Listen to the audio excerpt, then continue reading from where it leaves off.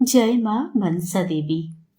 सतीश सावित्री की कथा तो हम सब जानते हैं, लेकिन क्या अब सती बेहुला की कथा जानते हैं?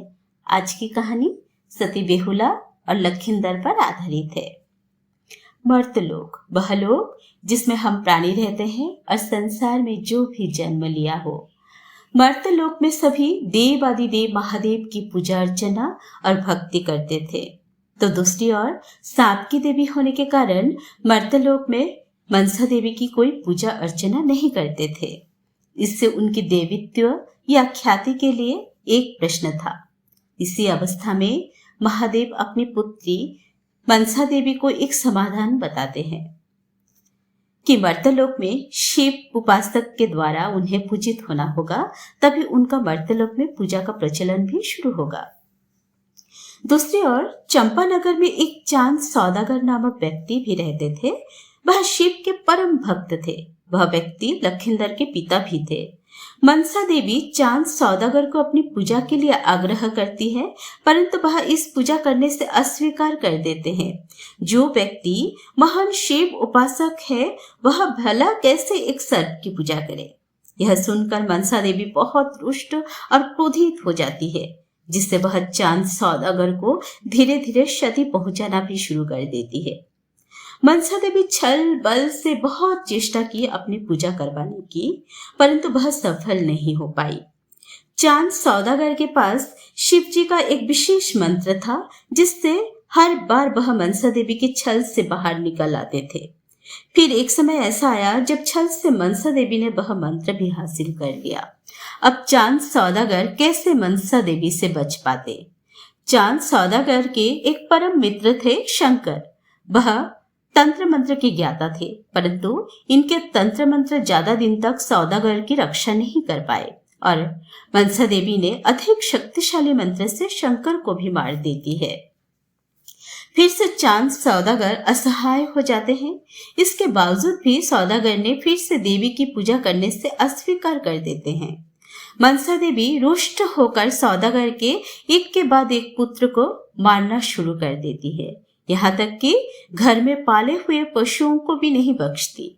एक समय ऐसा आया जब चांद सौदागर सब कुछ खो देते हैं, भिक्षावृत्ति भी करना पड़ता है उनको। इसके बावजूद भी सौदागर ने शिव को छोड़कर सर्प की पूजा नहीं की। इधर फिर से व्यापार के लिए गए सौदागर दुर्घटना का शिकार होकर वापस चंपानगर आ जाते हैं। यहाँ पर उन्हें फिर से एक पुत्र रत्न प्राप्त होता है, जिसका नाम था लखिंदर। साथ ही एक ही समय पर उनके मित्र के घर में भी एक सुंदर कन्या जन्म लेती है, जिसका नाम था बेहुला। किसी कथा में प्रचलित है कि मनसा देवी ने ही चक्रांत करके लखिंदर और बेहुला की जन्म करवाते हैं।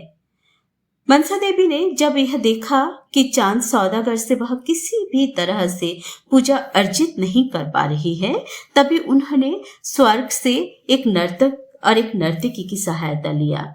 ये युक्ति करते हैं कि पृथ्वी में वह बेहुला और लखिंदर के नाम से जन्म ग्रहण करेंगे और चांद सौदागर से पूजा अर्जित करके ही छोड़ेंगे। इधर दोनों बच्चे एक साथ बड़े होते हैं। दूसरी ओर मनसा देवी का भी श्राप था कि उनकी पूजा ना करने से चांद सौदागर के सभी संतान को विषैली सर्प डंस लेगी। इधर बच्चे भी बड़े हो गए तो दोनों दोस्तों ने अपने बच्चों की विवाह के लिए दोनों की कुंडली विचार किए, तो पता चला सुहाग रात में ही लखिंदर को विषैली सर्प डंसेगी, जिससे उसकी मृत्यु हो जाएगी। दूसरी ओर बेहुला की कुंडली से पता चला कि वह कभी विधवा नहीं होगी। इसके अलावा ये दोनों मनसा देवी की पूजा करते थे, तो इसीलिए शायद देवी इन पर कृपा करेंगी। यह सब सोचकर बेहुला और लखिंदर का विवाह हो जाता है, परंतु डर तो फिर भी रह जाता है। इसके पहले सौदागर ने अपने 6 संतान खो दिए थे, इसलिए चांद सौदागर ने लखिंदर के लिए विशेष सतर्कता अवलंबन करते हुए इनके सुहाग रात के लिए एक लोहे का घर निर्माण करते हैं। इस घर का निर्माण करते विश्वकर्मा नामक एक व्यक्ति। मनसा देवी के दबाव से वह घर में एक छोटा सा छिद्र छोड़ देता है। मनसा देवी ने उसे भय दिखाया था कि अगर वह ये कार्य नहीं करता है तो उसके समस्त परिवार को मार दिया जाएगा। तभी कारीगर ने यह कार्य किया। काल नागिनी सर्प में सबसे विषैला सर्प है। बेहुला ने सोचा कि वह रात भर जाग के अपने पति की पहरादारी करेगी सर्प से, परंतु देवी मनसा ने अपने मंत्र से बेहुला को सुला देती है। बेहुला निद्रा में लीन रहती है और फिर उसी छिद्र से काल नागिनी घर में प्रवेश करती है। वह आके देखी बेहुला निद्रा में तो है, परंतु वह अपने पति की चारों ओर से ऐसी सुरक्षा बना रखी है कि शरीर की किसी भी अंश में दंश करने की जगह नहीं थी। परंतु बेहुला से एक भूल हो गई थी, वह अपने केशों को बांधी नहीं थी, जिससे उनके केश नीचे लटक रहे थे और उन्हीं केशों से काल नागिनी लखिंदर तक पहुंचती है और फिर उन्हें डंस लेती है, जिससे लखिंदर प्राण त्याग देता है। उस समय का नियम था, किसी भी सांप से कटे हुए मृत व्यक्ति को भेला मतलब केले के पेड़ से बने हुए नाव, इसमें मृत व्यक्ति को बांधकर नदी के जल में प्रवाहित कर दिया जाता था। मान्यता है कि कभी कभी वह व्यक्ति जिंदा भी हो जाता था। नियमानुसार लखिंदर को भी भेला में छोड़ दिया जाता है। इधर बेहुला भी बहादुरी के साथ भेला में अपने मृत पति के साथ बैठ जाती है। वह किसी की भी बात नहीं मानती और अपने पति के साथ निकल पड़ती है। एक एक दिन बीतते गए, महीने बीत गए। अब लखिंदर की मृत देह धीरे धीरे सड़ने लगे। एक एक गांव पीछे छोड़ के आगे बढ़ते गए भेला। लोग बेहुला को पागल समझने लगे, परंतु बेहुला ने आशा नहीं छोड़ी और आगे बढ़ती गई। वह मनसा देवी को स्मरण करती रहती थी। मनसा देवी ने सिर्फ भेला को तैरते देने में ही सहायता की और कोई सहायता नहीं की। 6 महीने बीत गए। भेला तैरते हुए मनसा देवी की पालक माता नीता के गांव पहुंची। तभी नीता घाट में कपड़े धो रही थी। बेहुला की पति परायणता और पति निष्ठा को देखते हुए नीता ने यह सिद्धांत ली कि वह उन्हें स्वर्गलोक में देवी मनसा के पास ले जाएंगी। तत्पश्चात नीता ने अपनी अलौकिक शक्ति से बेहुला और लखिंदर को स्वर्गलोक में ले गई।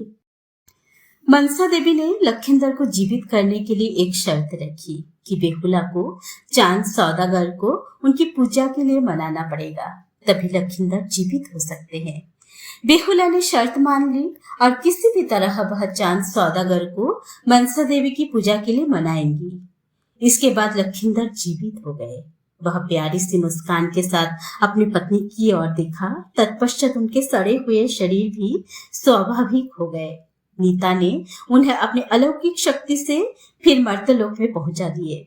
मर्तलोक में पहुंच के बेहुला ने विस्तार से पूरी घटनाएं बताई, परंतु चांद सौदागर के मन में अभी भी रोष था मनसा देवी के लिए, क्योंकि देवी ने उन्हें बहुत कष्ट दिया था।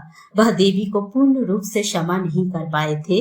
फिर भी उन्होंने पूजा किए, परंतु वह मूर्ति की ओर मुंह करके पूजा नहीं किए। वह पीछे मुंह करके और बाम हाथ से देवी की पूजा अर्चना किए। देवी फिर भी इस पूजा से संतुष्ट थी और उन्हें दैवित्व या ख्याति प्राप्त होती है संसार में। इसके बाद मर्तलोक में देवी की पूजा का प्रचलन शुरू होता है। फलस्वरूप चांद सौदागर के बाकी 6 पुत्र भी जीवित कर देती है देवी और चांद सौदागर के धन संपत्ति भी वापस मिल जाता है। फलस्वरूप बेहुला, लखिंदर सहित चांद सौदागर का पूरा परिवार सुखी और शांति से जीवन यापन करते हैं।